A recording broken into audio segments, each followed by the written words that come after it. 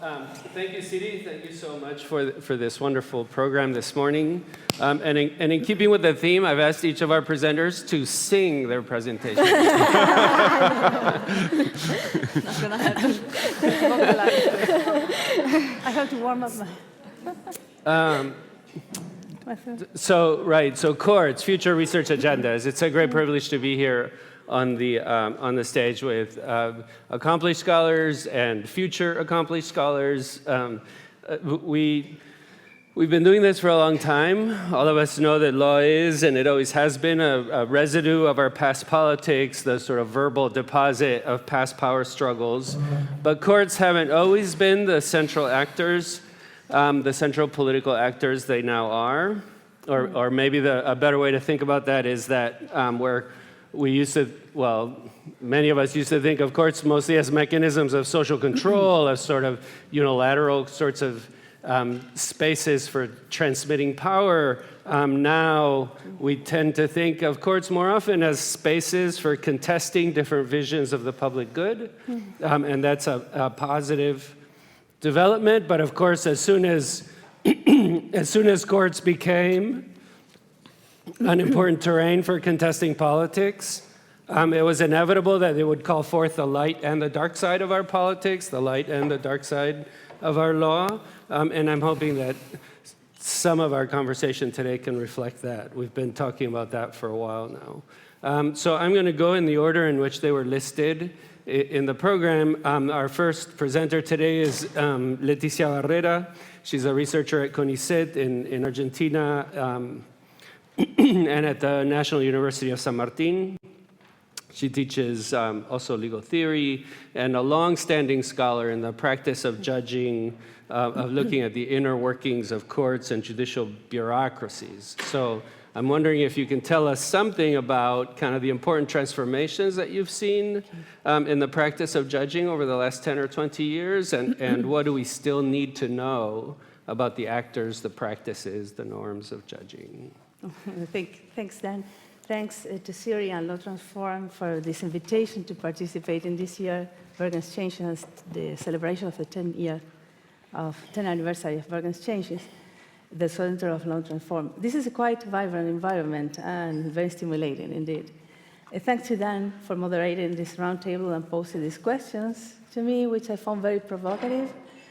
And not only because it made me think of my concrete, findings of the research, my research on court throughout the last years, but also I think this most challenging part of the questions is to think on the contributions of an ethnographic approach to judicial decision-making to broader social-legal research, or social-legal studies. I don't have time to address in depth these two paths of reflection that Dan has triggered, but I'd like to highlight the following points. On the one hand, an ethnographic approach to court everyday practices offers the possibility to experiment with methodology as a way to access qualitative data that might not be accessible through other research methods, from traditional courtrooms observation to anthropological reading of local cases and archives, as well as regulations and rules. An anthropological gaze to courts' bureaucratic engagements drives attention to the mundane, concrete, and perhaps the most boring aspect of judicial adjudication, which tend to remain outside the analytical interest of legal scholars. But nonetheless, they account for particular modes of knowledge-making or legal knowledge-making that are culturally embedded or in specific historical traditions. And the same traditions can be very contested, concept, as much as legal culture and legal consciousness, but they display their modes that can be accessed, or there are concepts that can be accessed through particular instances of lawmaking. I have in mind here, for instance, the enduring process of judicialization of conflicts in Argentina and in other Latin American countries that are pushing the idea of traditions, legal cultures, and legal traditions to change the way in which courts manage or in which courts engage with society. The judicialization of conflicts in Argentina has made the courts expand the role, or has changed the role of courts, has expanded the boundaries of jurisdiction, since courts have captured and entertained policy matters that were once the province of elected authorities. And also importantly, and maybe at the more concrete level, a focus on courts' daily workings offers key insights into social dynamics through which formally legal institutions operates. In this light, instruments of judging, such as file making and file circulation practices within the courts, or the conducting of public hearings, the enactment of specific administrative regulation, may be interpreted not just means or material means to achieve an end, a concrete end, for instance, the reaching a decision in a particular case, but they can also be turned into tools for courts' pursuit of political ends. This move can be more palpable in the examination of the role of high courts in the political system. Accordingly, like very concrete instances of judicial adjudication, for instance, the enactment or issuing of administrative regulations, can be used by courts as a means for negotiating its role in the political arena. For instance, by seeking to regain legitimacy and turning itself into relevant political actors vis-à-vis the other state powers. Courtroom interactions, and I'm saying interactions, not decisions, even these interactions that are mediated through ordinary proceedings can be sites of political contestation. From my point of view, this has been the case of the Argentine Supreme Court in the aftermath of the 2001-2002 crisis, through which the court's issuing of transparency by law, the enactment of open government regulation, and the holding of public hearings in public interest and constitutionally relevant cases. So, I would say to conclude that, except for a few exceptions that can be explained by larger contextual analysis, the material conditions on which judicial adjudication rests tend to remain stable. What has changed instead is, in the last years, is that the court's inner working have become a relevant object of socio-legal interest, of socio-legal research, through legal anthropologists and other social legal scholars that are engaged in more innovative methods, explore or has expanded the interest of studying law and legal practice through innovative methodologies. So this is why I think that we have to push the interest in courts' inner workings of daily operations, or taking these mundane interactions in court as veins to explore how judicial adjudication works and reflects particular modes of thinking or engagement with society. This mode of thinking or engagement can be changed, of course, are changing through, in particular contexts, and as a response sometimes of political challenges that courts may face, but they tend to remain stable. I think it's a very interesting way of exploring what courts do. Thank you. Thank you.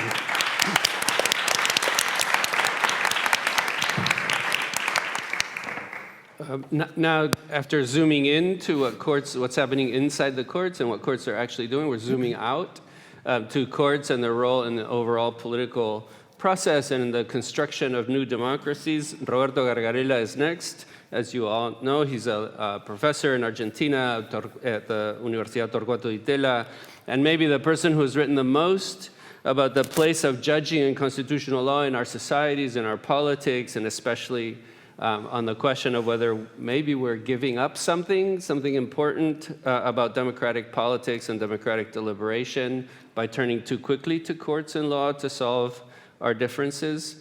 So Roberto, what do we still need to know about what we've done and what courts can do to improve the quality of democratic discourse and democratic deliberation in our countries? Yeah, thanks, Dan, and also thanks for all your contribution on the topic.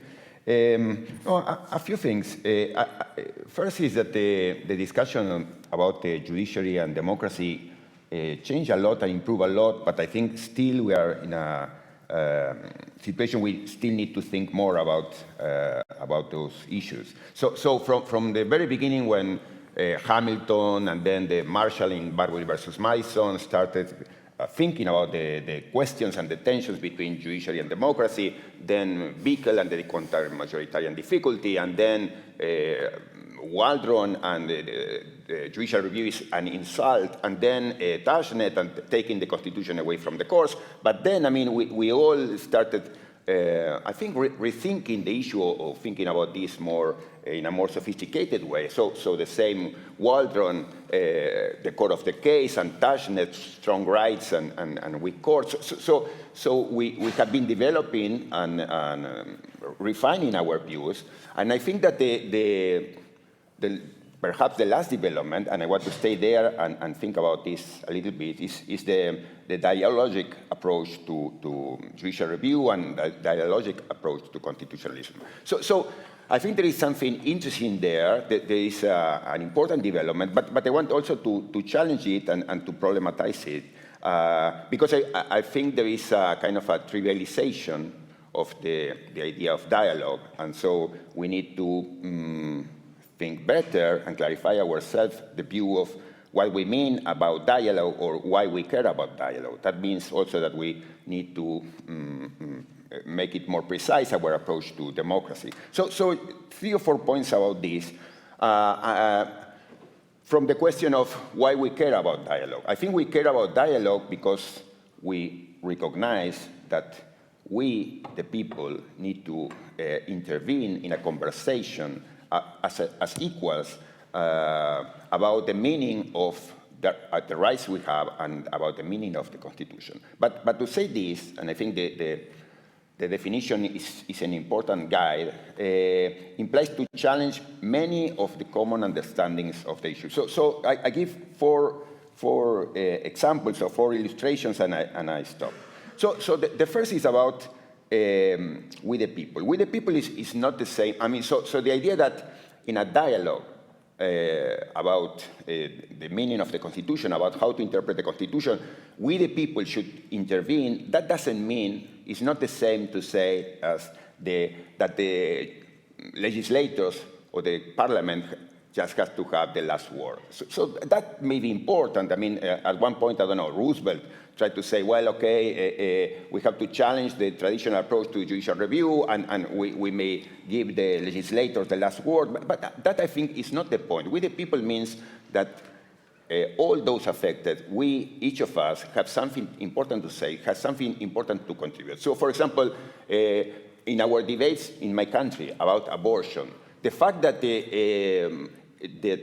that a raped woman or a woman that wanted to have access to abortion did, present in public her views about the problems she had and the sufferings she had was crucial in order for us to understand what were the problems of not having access to reproductive rights, etc. So again, this implies to vindicate the role of each person and each of all those affected, having the possibility to intervene in the public forum and presenting their views about how their rights are being affected. So that is not the same as saying, okay, let's the experts talk or let's the legislators talk, particularly in situations of a crisis of representation. So again, first, it's important to vindicate the right of each of us to participate in the conversation about how to interpret the Constitution. Second, dialogue is not the same as giving back the possibility to the legislator to respond, like in the notwithstanding clause. Many of us, me, myself, at one point when we saw the developments in Canada about this alternative, we say, okay, that's fine, but that is not dialogue. The fact that the legislators can hit the table and say, okay, no, this is our decision, well, that's not dialogue. You give the ball back to the legislator, but dialogue is something else. So it's not just to give the last word to another power. No? So dialogue is something different. Third, the fact of the participation in an equal standing, in an equal situation. So, for example, public hearings in Brazil, in Argentina, if in a public hearing, the judiciary or the judge has the chance to say, okay, we open this public hearing whenever we want, or we take from the public hearing the testimonies we like, or we interpret the voices of those who participate in the public hearings as we like, well, that means that we are situated in unequal places, and those who are in the positions of hierarchy, like the judge, defines for us what is important or when we talk or how our words are going to be interpreted. So again, that's not a conversation among equals. Finally, I would say the matter of power and motivation. And here I think, and this is my last point, but for me it's particularly important. This is what I wanted to say when I talk about the engine room of the Constitution. So that it's important that we take care of the institutional structure that is allowing or not allowing us to participate in this conversation. So the lesson that I take, for example, from Madison about how to think about the institution was, he was saying, always think about the constitutional means you give to a certain public officers and taking into account the personal motivation this person is going to have. So when we think about, well, we want judges to intervene in a dialogue, but we think about the institutional structure and the institutional incentives they have, I would say, following Madison, given the incentives that in our institutional system, and I talk about Western countries, given the incentives they have, the powers they have, the capacity they have, the incentives they have, judges, so would they engage into a dialogue? I would say not at all. So yesterday we were listening the testimonies from Adrian, for example, from Uganda. In those contexts, when judges are completely in line with the executive, why would they engage in a dialogue? Why would they engage in a progressive approach? Not at all. In Argentina or in Brazil, when judges have the access to lots of money, the capacity to extort those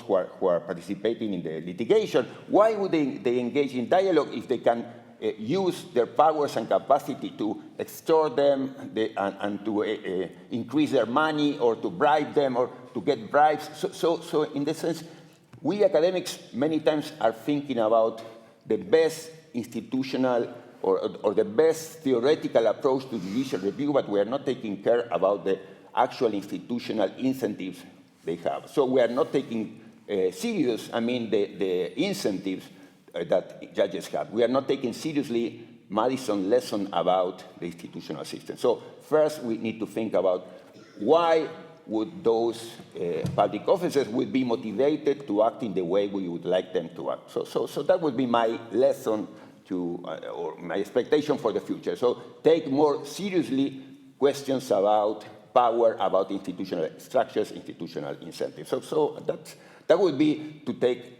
in dialogue seriously. No? So to get out from the situation we are now, where I think we got to an interesting point. Dialogue is interesting, but nothing in our institutional structure allows us to think that this will become a stable, possible alternative. So thank you. Thank you.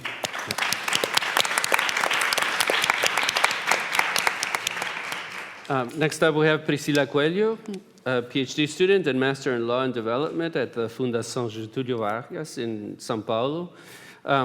She's a scholar with a focus on the criminal justice system and gender, who studied the experiences of incarcerated people, the inner workings of the penal system with a focus on gender and also youth. I think that's right. Yeah.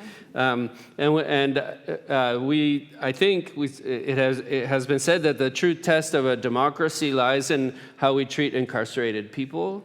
What should we be looking at in our studies of the criminal justice system? What do we desperately need to know next to make that better when it's so clearly a problem for so many democracies? Okay, thank you so much for having me here today. I will talk a little bit about my PhD thesis too, that I'm trying to develop, so it's a very incipient thoughts, so please feel free to say whatever you think about that. Today I would like to bring a little bit about the relationship between judiciary authority and the persecuted person. I think we have been talking a lot about criminal law as a way to control the most vulnerable and marginalized people in our society, and the use of the law to reproduce inequalities, disadvantages among citizens, and to maintain the status quo. And I think all of this is super relevant to understand the dynamics of the field. But I would like to bring today a discussion about what we can do to attempt to change this chaotic criminal system situation. So this thoughts is based on my PhD empirical material composed by 15 interviews with female judges in Brazil in different careers levels. And in my trajectory of studies in criminal field, I decided to start to look more for the judiciary as part of this huge issue that is the unconstitutional state of our prisons in Brazil, since it is the institution that condemns and sends people to prisons that the own judiciary had decided to be unconstitutional places. So this is very contradictory and also a paradox. Because of that, I'm looking for the structure and the composition of the institution, trying to think not just about what we have to do next, not just what we have to know next, but also how we can try to change this. This is much influenced also by my position nowadays as someone that is working with judiciary policies in the National Council of Justice in Brazil. So regarding the composition of the court, we have a massive quantity of white and privileged people in judiciary, around 18%, and at the same time we have an overrepresentation of black people in prisons, around 70%, and the black population in Brazil, it's around 55%, and the black people in judiciary, judges in judiciary, it's around 14%. So even if nowadays we have more women in the institution, there are few in the high positions, and which are the space to effectively make some changes, structural changes in the institution. So I would like to emphasize that it's not, I'm not going to talk about women doing or not doing differences in the judiciary. I will not have time to this. It's a very complex discussion. But I would like to bring today, I would like to share with you some thoughts about the institution composition and different ways that we can think about interpretation and decisions in the criminal field.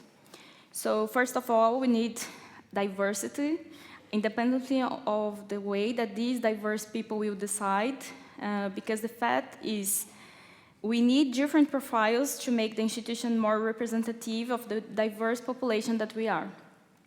So the second point is that something that was mentioned by some black female judges that I interviewed, saying that they observe a mutual recognition between them and the people criminally persecuted.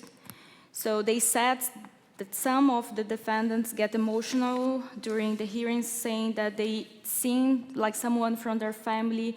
So this is just to illustrate how representative and diversity is important, especially when we talk about democracy. And the last point that I'm going to bring today is about the diverse background of judges in general. This research is very specific about female judges, but in general, we need a diverse background in our judiciary. So this is relevant because it could allow more empathy and also a critical interpretation about law and the lack of rights for the people that are selected by the state to go to the jails.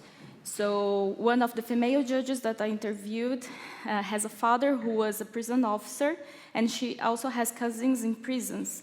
Besides, has done some visits in prison during undergraduate. So the experience of this woman in the judiciary will definitely be different from other judges that have never been in prison before. So I think we have to deconstruct the profile of magistrate as an homogeneous group composed by white, old, and privileged men. Disrupt the strangeness that mainly black women as judges still provoke because of the lack of the authority and the difficulty that they have to access power and exercise power even though they are judges. So I think we have a serious problem of systematic absence of certain viewpoints in the judiciary in Brazil, but I think it's not just Brazil, and this is also explained with the impartiality discourse.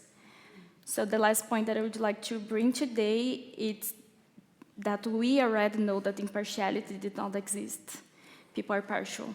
The point is the necessity to discuss and to delimitate sentences considering judges' background, diversity, representativeness, and access to power to decide, and could promote some structural changes in the institution. So this is what I would like to bring for you today. Thank you so much.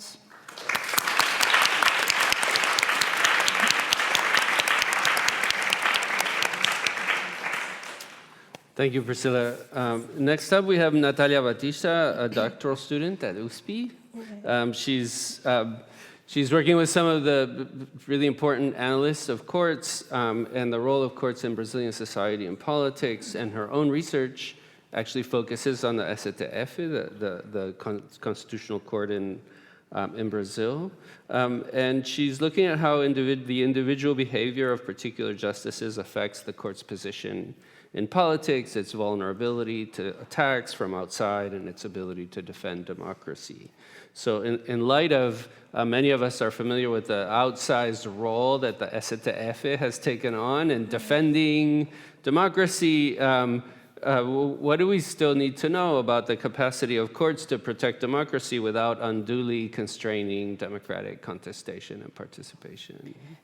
Okay, thank you very much for this opportunity. It has been an inspiring experience. Thank you. So, well, the Brazilian Supreme Court has a central and important role in our political context, and this centrality has increased since her democratization. However, in the Brazilian case, the centrality of the Supreme Court has a specific aspect, which is a highly individualized profile. The Supreme Court in Brazil, each judge has a lot of individual power for decision making. They can interfere on the timing of the judgment. They can stop ongoing trial by using procedural mechanisms. Some of the previous panels here at the Burger Exchanges addressed the role that Brazilian Supreme Court played in the Bolsonaro context. And it was indeed an important restraint to Bolsonaro actions. But in that context, the court has achieved to build a collective front in many issues. But that is not the case on a regular basis. And also in that same context, the individual power made it possible for some judges to act against the majority that was built. One example of that happened during COVID.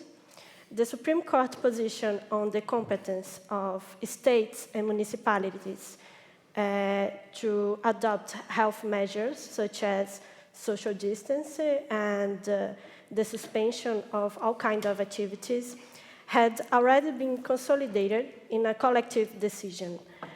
Despite this, a single judge appointed by Bolsonaro granted an injunction allowing temples to open on Easter holidays. During Easter, several temples opened to crowds, and the court could only change the individual decision after the religious holiday, when the decision had already produced irreversible effects. So I believe that given the underlying assumption that constitutional courts can play a significant role on democracy,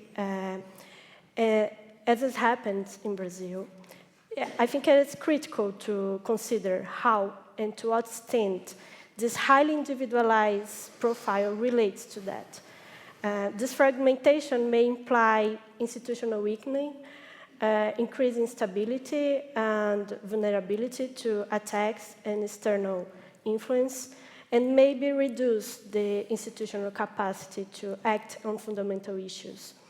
After the Bolsonaro context, at the end of the last year, a proposed amendment to the Constitution, which heavily criticized this individualization of the powers, has been close to being approved. The amendment outlined the necessity of reform to regulate individual decisions.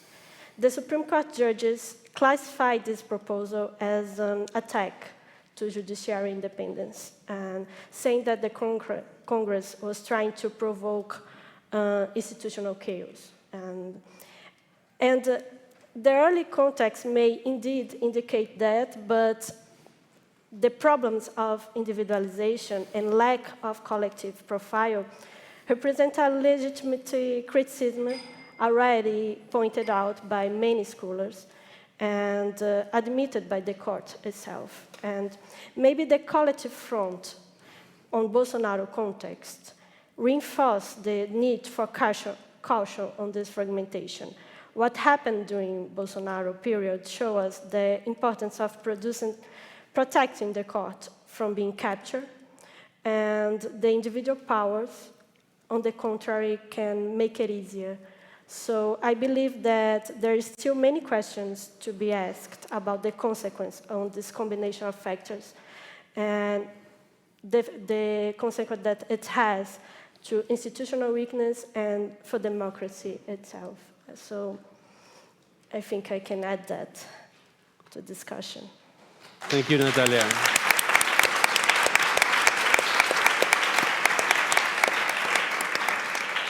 And finally, we have Marianne Terrassen. She's a recent PhD, currently a researcher at CMI, an emerging scholar of gender and politics.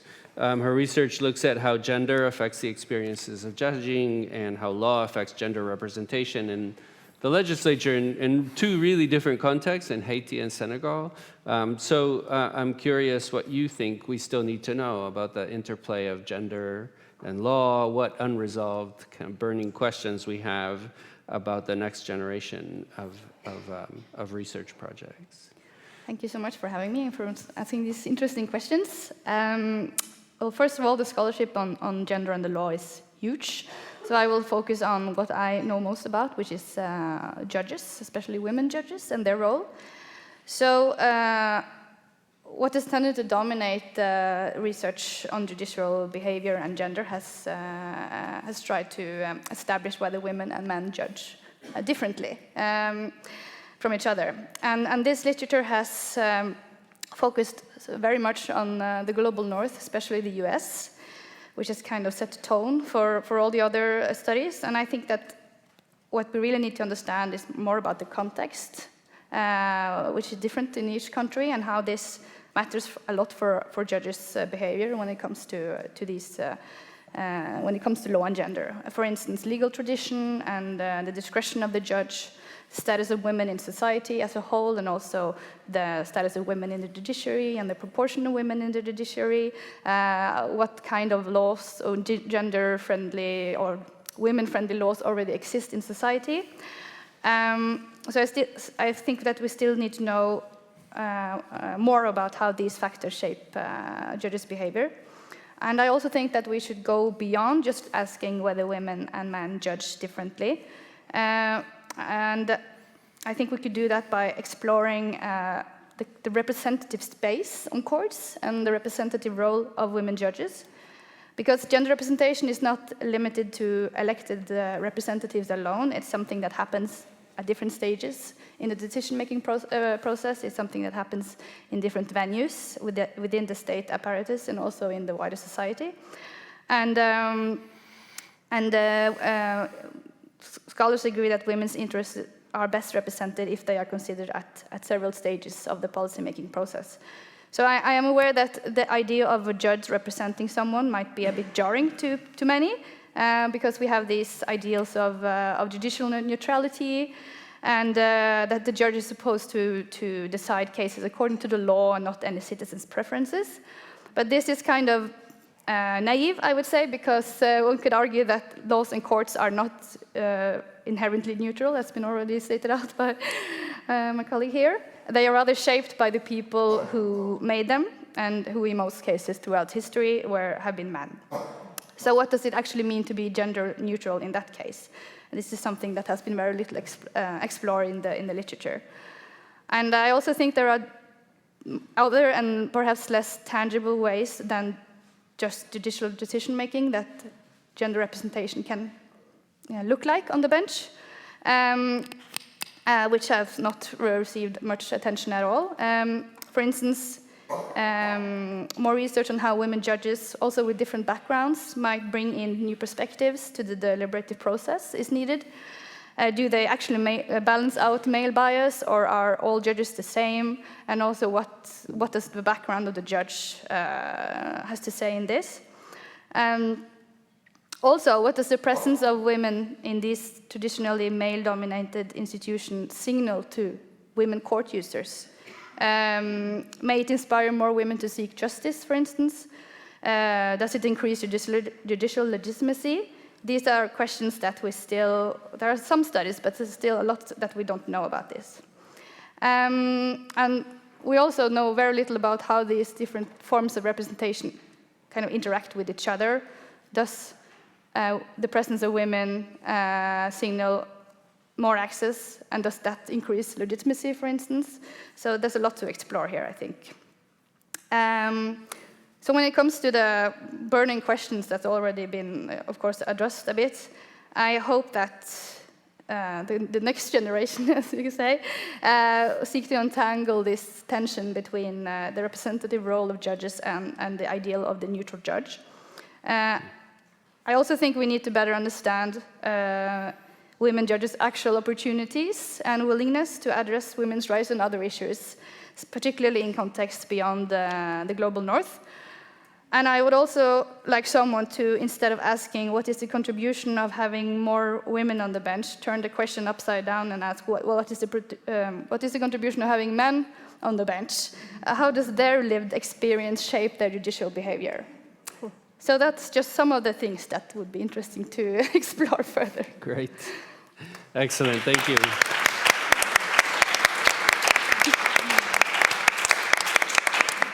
Right. So if there's a common thread in all these presentations, it's this idea that we have to include more voices, that we have to produce true dialogue, and not just between judges and their society, but among judges as well, and that as researchers we have to pay more attention to how our institutions, how our institutional practices do or don't allow, do or don't incentivize this kind of meaningful, more plural, more diverse participation in generating a real conversation at all levels and in all spaces about the meaning of our basic constitutional and other commitments. So we have about 8 minutes left to stick to the 45-minute timeline. Are we still doing the microphone up front? We have a microphone here. If people want to come up and ask questions of the panelists. If you can, keep your questions short, and if we can, we'll try to get some answers in before the bell. Yes, well, is this working? Yeah? Well, thank you so much. I think linking to several of the things that you said, the question I have been having in my mind for a while is, we've had a bunch of theorizing after, with judicial review and political and constitutional theory. Might it be time now to start, more contextualized approaches to the question? We now have sufficient case studies. We've also a diachronic perspective that can say, well, this is what the courts were doing when democracy was barely starting. But 20 years after, should we be expecting the same thing of courts? So a diachronic and contextualized dialogue with the abstract theory that is epistemologically biased by certain courts. Thank you. Thank you. Thank you very much for this amazing panel. I know that the agenda for the next 10 years on court is already full because you raised so many issues. But I would like to add one point that, in my view, is so overlooked by scholars and that deserves interdisciplinary research. That is the extrajudicial activities of the courts. Then I focused a little bit on the court's communication strategies, and I think that this is really a topic that needs to be explored and contextualized, especially contextualized from the institutional perspective, but also the political, social, cultural perspective. And I think this is the right place to try to develop this interdisciplinary research, but I just leave for the panel to react. Thank you. Thank you. Great panel. And I wanted to go back to Leticia's work and ask a question about interdisciplinarity, but actually on centering ethnography of courts and thinking more comparatively with ethnographies of courts. And I say this because many of my students have been so inspired by Leticia's ethnographic work on the Argentine Supreme Court, and now we have students doing work on ethnographic work in Mexico on the courts, but we don't have lots, even in Latin America, of ethnographic work on courts. So could you maybe all say something, or those would like to, about, or maybe it's just a marker, to say, can we think more about incorporating ethnographies in the comparative work that we're doing on courts? Thanks. Thanks. Thank you. Mine is on judicial reasoning. More than other organs of state, judges are expected, or courts are expected to be model reason givers. Then the question of judges giving injudicious decisions. How do we hold them accountable?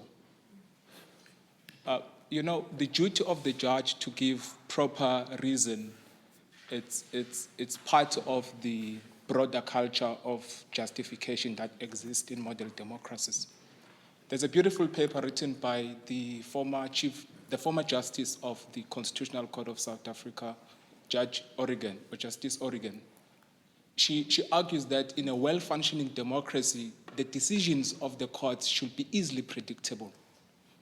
I've litigated in South Africa on behalf of the state, and you go to court, you find senior counsels deciding to postpone their matters, not because they want to postpone, but because the judge will preside over their matters. They don't have confidence in the judge, because the judge is known of giving decisions that are not well-reasoned. So how do we hold judges accountable for their decisions that are not well-reasoned? So we have a problem of injudicious decisions given by judges. And that does not only frustrate litigants, but it also frustrates lawyers who go to court to litigate on behalf of the litigants. Thank you. Thanks. Thank you for the great presentation. My question is more on the role that technology plays in the courts. As you can imagine, now with generative AI, it's playing a crucial role. And I can give an example of, I think it was in the US, where a judge actually used generative AI for writing his judgment. And of course, there were inaccuracies in some of the cases that were cited by generative AI, but I'm curious to know from you if this is an angle that you are also working on, the role that technology is playing in court systems, and if not yet, that could be something you can add to the research agenda. I know there are other cases as well where AI tools are actually being used for profiling. So if it's a criminal case, they actually use an algorithm to determine if there are chances of you being a repeat offender and you end up not getting parole or you end up being sentenced to be in prison for long. So I think there is a potential for us to look at the role that digital tools are playing in the court systems, and even with access to courts. I know when we had COVID and we were under lockdown, some courts were still operating because there were platforms where you can still file your case and you can still join online and then attend a hearing. So there is a critical role that digital tools are playing in the space, especially generative AI. And then a suggestion to Siri. Yesterday, there was the farewell of the Chief Justice for South Africa, Judge Raymond Zondo, and Judge Mandisa, Chief Justice Mandisa is taking over. She's a female judge. So maybe next year it would be great to start thinking about inviting her because she's the first female Chief Justice for South Africa. Thank you. Thank you. So I mean, we don't really have time to address all these points, so we have 1 minute. We have time for a 1 minute question from you, or an addition to the agenda, let's say. Okay, thank you. I have a question for Roberto. When we study constitutional law in Argentina, we see a specific topic, which is a politicization of judiciary and judicialization of politics. And thinking about that, and thinking in what you said about the motivation or the incentive of the judge in cases, do you think that it is possible to have justice without politics? And is it like the judicial power more or less independent if it is politicized? Thank you. Okay, thank you. All right, so great questions from the audience, and excellent. 1 minute. I've been getting signs that say, should we give 1 minute each to the panelists? No. Okay, so overruled. We are too much from this morning. So we're actually half an hour late, which means that not only are we not giving answers, we're also giving you a super short break. So fill up your coffee cups and we'll start the other panel. The good thing is that that the panelists can line up. No. I'm going. Just wait. The panelists can line up, and then they can. 1, 2, 3, 5 minutes. Yes, but you can line up. I'm feeling terrible. Insurrection. It's 5 minutes. Okay. 1 minute each. Okay, 1 minute each.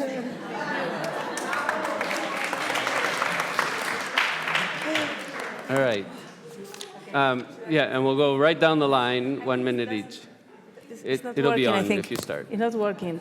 Can you hear me? Yeah. Okay. Can you hear me? Yeah. I'm going to try to pick up 2 points from Tanya's and Rachel, try to connect my response to you. Maybe I completely agree with you in the interest on what courts do, courts' activity besides the judicial or the jurisdictional. And maybe I wasn't very clear, but my interest was in kind of aspect of judicial practice that not precisely judicial, but administrative or managerial. So just put in an interest in this kind of activities and see how courts can use these activities or proceedings or regulations to pursue, or to become a political actor or negotiate the roles in the political arena. So an interesting aspect of judicial practice or practice associated with the judicial or adjudication that can be used, for the courts to, for instance, regain legitimacy. And of course, Rach is very challenging for ethnography to draw comparisons. It's one of the, I would say, the weak points of ethnography, to move beyond the local and the situated practice and the situated analysis. And I think in Latin America has been very interesting how, the connections can be made to different ethnography of courts and highest courts in the sense to finding communal, interest or a way of a mode of engagement with society, like bureaucratic, bureaucratic knowledge-making practices, However, this kind of bureaucracies can be challenged as much as context is changing by, for instance, pushing courts to move to a different engagement with society, as courts see themselves as in the need to give response to society or to actors that are claiming for responses that the political power can't give them. So, sorry. Thank you. Yes, about the importance of context and about the importance of thinking properly about theory in order to understand better the practice. So today in Latin America, we have incredible examples about this or illustration. So in Mexico, they're about to have a reform where basically the political power is going to take control of the judiciary with the excuse of having elections, of having democratizing the judiciary. So in the name of democracy, but as understanding democracy as just elections, so the government is going to take control of the judiciary. The same happened a few years ago in Argentina, under the excuse, again, of democratizing the judiciary. The idea was for the political dominant party to take control of the judiciary. So in that sense, we need to refine our approach to democracy. It's not irrelevant to think about democracy properly. It's totally crucial in order to, for example, prevent the use of the excuse of democracy in order for the political dominant party to take control of the judiciary. So it's crucial, this attempt to think contextually and more properly, more refinedly about democracy in order to understand the practice and to be critical about the practice. Great. I only need 20 seconds, I think. I'm going to address the question on extrajudicial activities. I agree it's super important. And also in my fieldwork in Haiti, I found that the women judges played very important roles outside of courts. Inside, they kind of felt limited by the whole institution, but outside, they traveled around the country, spreading laws, making women feel, being more aware of their protection in the laws, and also participated directly in reforming laws. So I think that's a very important area to study further. Okay, to contextualize the question about how to hold the judges accountable, I'll just add that in the highly individualized context, it's harder to have confidence in this, and that's why it is an issue, it is a problem. Just a quick comment about reasoning and trusting judiciary. I think we have, at least in criminal field, but I think not also, we have this problem that population in Brazil, that it's mostly black people, are not, they don't see themselves in the court. And I think about the dialogue between judges themselves, I think it's a huge problem because they recognize the criminal justice system problem, most of them, but like they usually for other kind of issues, judiciary likes the activism, but in this case, they really think that it's a responsibility of executive to build more prisons, and they don't have responsibility in the problem. So I think this is a huge thing, the problem that we have to look more with more attention. Yeah. All right, great. Thank you very much. Thank you to all.